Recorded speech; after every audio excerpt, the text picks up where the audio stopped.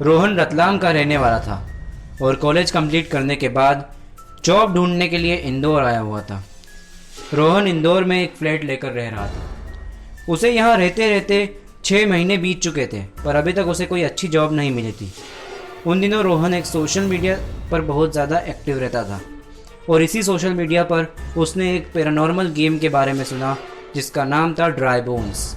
इस गेम के अकॉर्डिंग आप रात की 12 बजे जब आप घर में बिल्कुल ही अकेले हो, तब आपको अपने वॉशरूम के आईने के सामने एक कैंडल जलाकर कहना है, मैं तुम्हारी मौजूदगी महसूस कर सकता हूँ और मेरे घर में तुम्हारा स्वागत है, आ जाओ।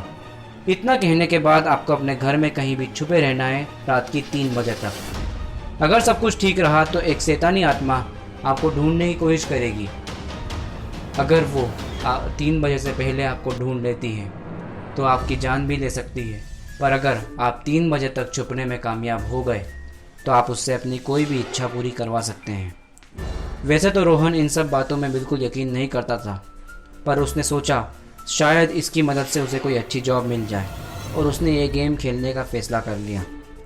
रात की 12 बजे उसने अपने फ्लैट में बिल्कुल सारी विधियाँ बिल्कुल उसी तरीके से की जिस तरीके से उसने पढ़ी थी और फिर अपने घर के किसी कमरे में जाकर छुप गया।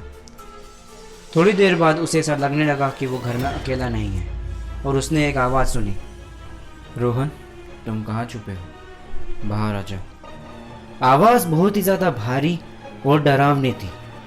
वो आवाज़ सुन के रोहन इतना ज़्यादा घबरा गया कि सहम कर एक ही जगह पर छुपा रहा और 3 बजने का इंतज़ार करने लगा। पर अफसोस, वो 3 बजे तक छुपे रहने में कामयाब नहीं हो पाया और अगले दिन रोहन के दोस्तों को उसकी लाश मिली। उस दिन से वो फ्लैट बंद है, क्योंकि कुछ लोगों का कहना है कि आज भी उन्होंने रोहन की आत्मा को वहाँ महसूस किया है। दोस्तों, मेरी आपसे एक गुजारिश है, आप कभी भी इंटरनेट पर ऐसे किसी भी पैरानॉर्मल गेम के बारे में सुने या पढ़े तो उसे खेलने का ट्राई बिल्कुल मत कीजिएगा, क्योंकि ये आपके लिए काफ़ी हानिकारक हो सकता है।